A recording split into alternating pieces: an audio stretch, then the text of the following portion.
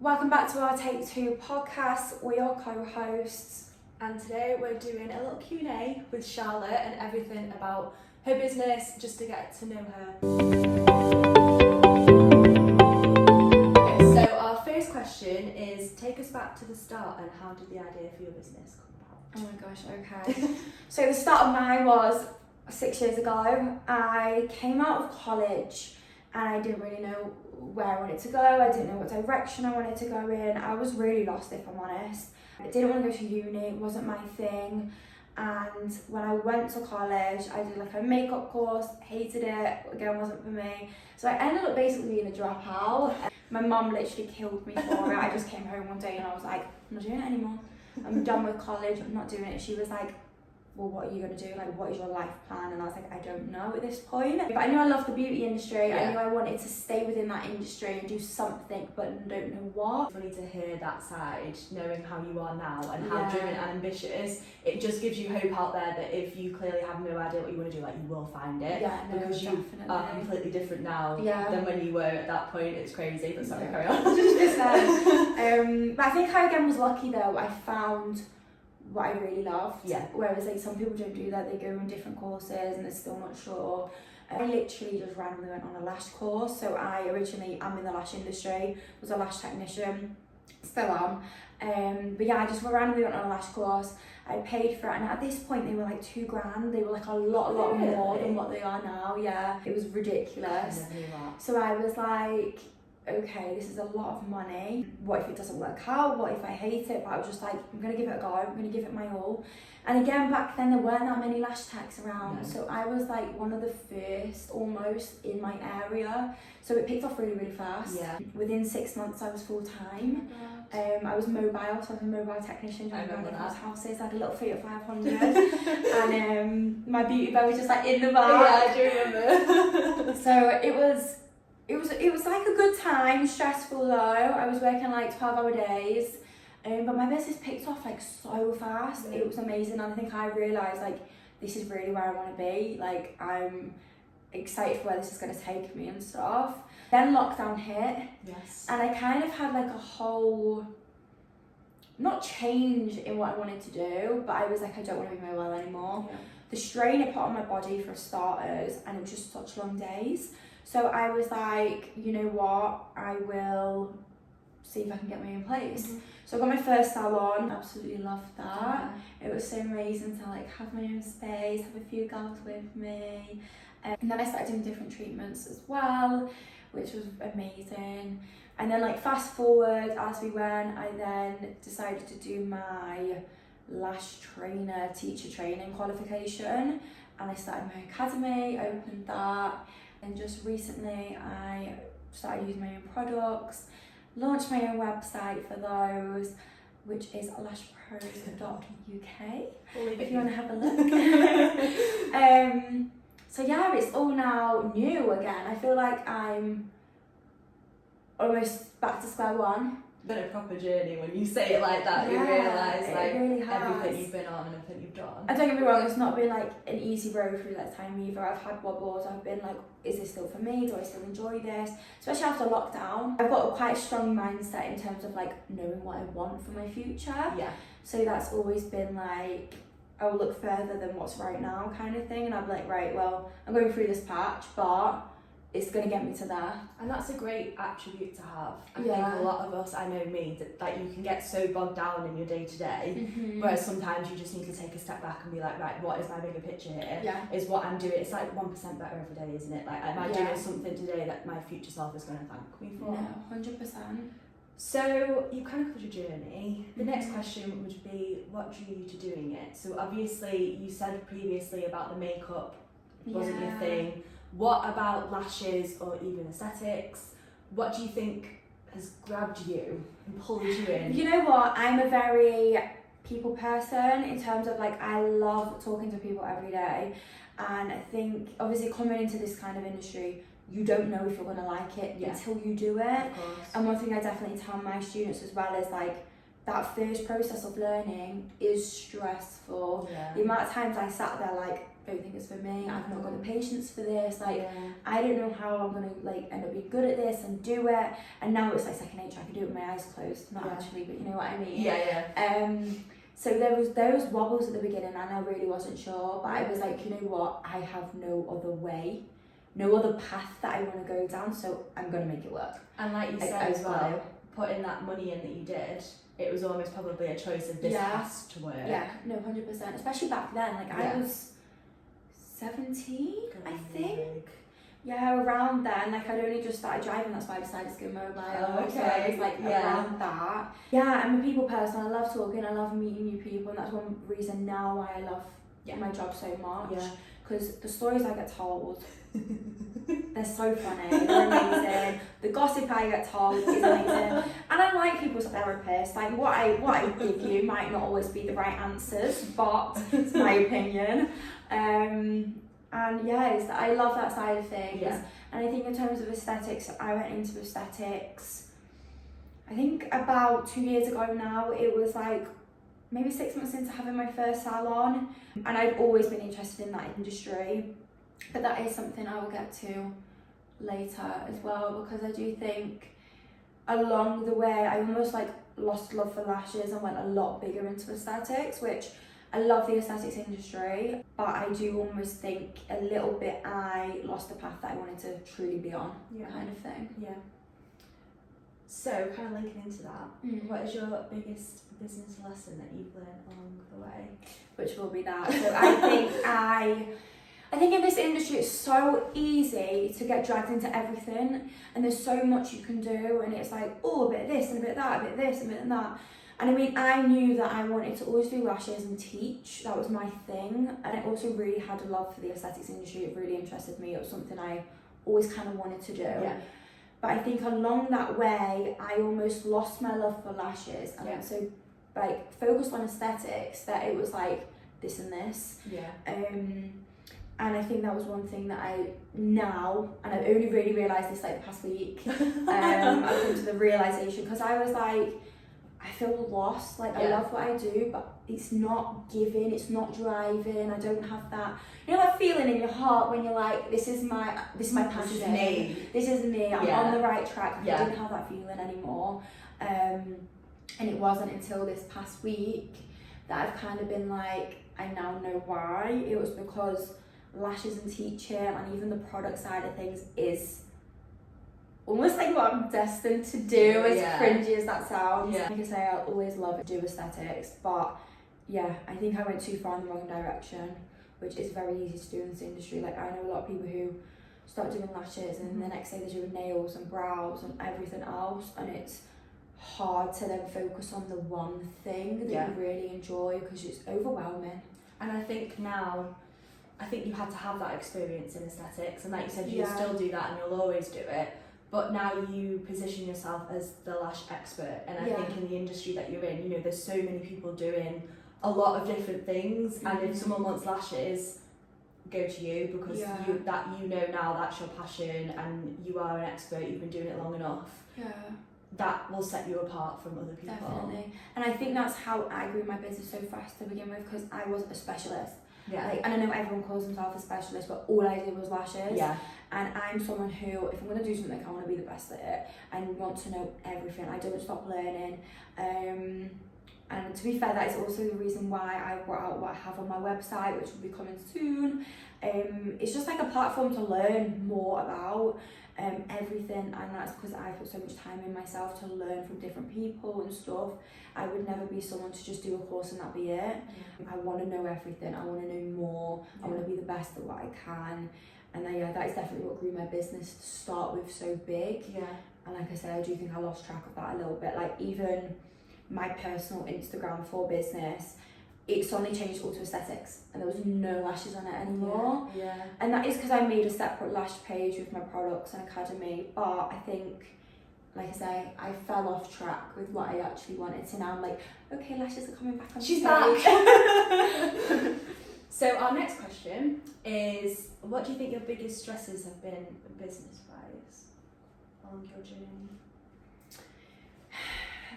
So again, losing track of where you're at, but I do think also running a salon, is definitely a big thing. I mean, I got a salon at first pretty much just for me, because I was like, I want my own base. And I didn't want to go into someone else's salon.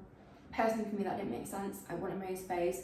So I used to be able to do things like this, like be able to use my own space to do podcasts or training and, you know, things like that.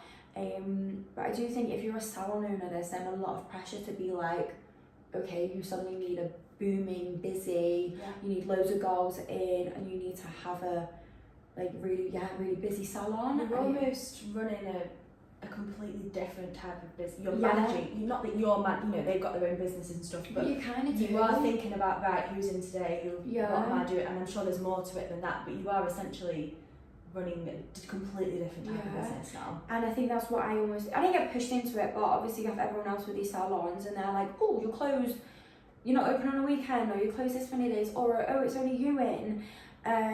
So I think I was like, oh, I need to start building a bigger business here, I need to start building and growing. And again, that's another thing I realised recently is that isn't what I want. It's not the route I want to go down. I don't want to have to manage people. Even if they are coming in self-employed, you still have to do that extra bit of like tracking where they're at and what they're doing. And yeah, I don't want a big booming salon, and I do think that is something that if you have a salon, it's almost like it's expected. I was like, no, this is my space, this is my peace, my happy space. Don't get me wrong, I've got some gorgeous girls who work here with me, love them, and they are all like self-employed, they kind of just have their own days, and I love that. I love that some days it's just me, and I can just chill and talk to my clients, but then some days there's a load of us, and it's like conversations flowing through the salon, it's a nice environment. So yeah, that's definitely one thing recently, like it's been trying to manage more than you want. Of course, you're taking on a lot more than you bargained for. Next question, similar vein, what are your biggest worries industry-wise? Whether that be aesthetics, lashes, both, non-beauty? Honestly, I think the way the world's going at the moment, I've had this chat with quite a lot of people, and it's like, oh, I'm not as booked as what I was, I'm not as busy, especially like new lash techs.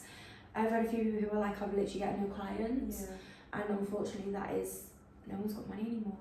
And these things are luxuries, like people haven't, unless you already do it, but if you already do it, you've already got that person to go to. So I do think that is one worry for anyone who's self-employed, is being like, what I earn next month, is it going to still cover my bills plus have extra? And I do, I think at the moment not as many people are spending, not as many people are having these luxury treatments. So I think for a lot of people it's that worry. Hopefully of like what's coming. Hopefully this is the worst of it. But at the same time, I don't think you can always think like that. Like I'm a very positive person, see through things. So it's like, you know what, we will come out of it if you carry on, you know, promoting yourself, advertising yourself, keep doing what you're doing, and it will eventually come. So I know you kind of touched on like what you love about what you do, talking to people, all that kind of stuff. Is there anything else you'd like to add to that? In terms of like business in the industry, I just love it all. I'm not gonna lie. So I recently went to, with my new lash brand, it's not like new, I've been using it myself for a few years, but I recently launched a website for it, and I was like, you know what, I'm gonna really give this a go. I'm gonna make something of it, and why not, kind of thing. So I launched my own website, and there was an event on recently that I wasn't planning on doing. It came very last minute, but I was like, you know what, I'm going to give it a go, I'm going to go for it. And I went to this event, and I think that's also why I've kind of had this realisation recently, because it honestly, I was there and I was like, I love this. Like, I love the industry, I love talking to people about it. And it was just a good environment. It was good to hear other people speaking and connecting with other people. And that's one side I really love about the lash industry, especially, is you have there's not like competition in what I've seen anyway. It is a lot of love, and maybe that's just me, maybe that's the way I view things, so I get that back. But there's so much support, and I really I love love things that. like that, because a lot of the time it can feel like a competition. Yeah. But in reality, if everyone works together, you could probably do a lot more Oh, 100%. together. And I've seen, I know it's not your industry, but like with nail techs, I've seen people go, oh, if I can't fit you in, I recommend you go to. Yeah. Do you know, it's nice seeing stuff like that rather than, 100%. oh, well, I can't fit you in, so don't go to anyone else. Yeah. You know, we're all trying here, and I'm not in the beauty industry, Yeah. but it's really nice to see things like that. 100%. Like, even for me, at the moment, my brand only kind of does lash trays and more accessories and things like that. We aren't onto like liquids yet and things. So the people I use, I'm like, to all my students and anyone who asks me, I'm like, yeah, use these. Yeah. And I always will do that Yeah. kind of thing, because if I love a product and it's what I use and I don't offer it, why wouldn't I? Yeah, Kind of 100%, thing. yeah. So I think going to events like that really kind of give you a realization. Yeah. I remember seeing your stories and you were literally like, this is the thing for me. Like, you Literally, just, as like you're a new 100%. person. Yeah. Yeah. Definitely. So moving on from that, my favourite question, what are your next steps? What are you planning for the future? Spill all your secrets. You know what? I am a dreamer. I'm not gonna lie. Like, I have huge visions. I have vision boards and all that jazz. I'm someone who's very into manifestation, Yeah. law of attraction, and all of them things, which we probably will talk about Yeah, of in course. depth about in one of our other kind of podcasts. But yeah, I'm a big dreamer. So I honestly, if you saw my vision board, you would literally be like, what? Like, you're insane. Like, not a chance. But I'm like, no, it's gonna happen. Yeah. Like, even me now saying I have a lash brand and I'm growing that side of things, if you told me that 6 years ago, I'd be Yeah. like, no way. Yeah. That's not happening. Yeah. I do think, especially going to these lash events, they humble you. Yeah, you did say that. Actually. Like, I was suddenly like, oh, I'm now back at the bottom of like the thingy. But I also think it's an amazing thing because I'm not someone who sees people as competition. Yeah. I'm someone who almost kind of gets, I don't know what the word is, like inspiration Yes. from other definitely. people. Yeah. And I kind of, I'm like, well, that's amazing. I would love to be able to do that. I would love to be able to bring that. So yeah, being able to like connect with so many different lash brands as well. I'm like, I want to be as big as you or Yeah. as good as you, and that's just me being inspired, kind of thing.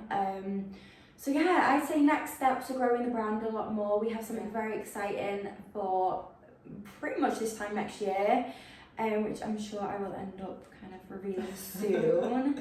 But that's kind of preparing for that. I'm hoping by then the brand will be bigger. I'm sure it will be. I do want to focus a lot more on packaging, making it look pretty and cute, eye-catching, growing the academy side of things. Yeah, just leveling up kind of thing. A lot coming. A lot coming. Into It's the lash exciting. world. It's very exciting. So, kind of linked with that, what keeps you motivated? What keeps you Yeah, honestly, my dreams. Yeah. I've got such big visions that I'm like, I'm going to achieve them. I think if I didn't achieve them, I wouldn't be doing myself justice. Yeah. If I'm honest, like, I'm one of these people where I'm like, if you've got something that comes into your mind, it's for a reason. Because not everyone dreams like that, not everyone has visions like that, not everyone thinks like that. Like, some people are fine just having their normal 9 to 5. Yeah. And there's nothing wrong with that at all. We're all different people. But if you have a vision and you want more out of life and more for your future, there's a reason for it, in my opinion. There's no way in a million years that you are not going to be doing what you Yeah. don't want to. But don't get me wrong, everyone fails at something. Yeah. So I could in 2 years' time be like, okay, I don't do that anymore. Yeah. Because I failed at it, or I tried again and I just realised that wasn't quite my thing. Like, that's also okay. Yeah. But there's no giving up over here. I love it. We'll keep trying. And you know, sometimes you've just got to slightly switch direction, and That's okay too. yeah, that's okay. So that was all of our questions. I hope you enjoyed this little chat with Charlotte. Yeah, I hope you learned a little bit more about like my business, where I've come from, how I've got here. Because again, like, I do have people who always say to me like, you've done so well for your age. There's people who were like fully grown adults who are only just at your point, like, and granted, I also do think that I think I've done well for my age, but I'm not on my finish line yet. Like, I've got so much more to do. Yeah. But as well, not everything is fairies and magic and you know, all of that side of things. There are still drops and fails and things like stress, and you've got to like overcome before kind of coming back up. So I hope I've kind of shared a bit of an insight on my journey, and realistic as well. Yes, Like yeah, very setting much so. expectations of like actually how it runs rather Yeah. than it being like smooth kind of thing. And if you have any other questions, maybe if you're like in the lash industry or anything, Yeah. leave them down below. I'm sure we can either do another one or you'll answer them. Yeah, at some 100%. point. So yeah, Thank you very much for watching. and we hope you enjoyed it. All links and everything to socials, Lottie's website, everything will be below. Thank you. Hi. What camera I was looking at though on that last one?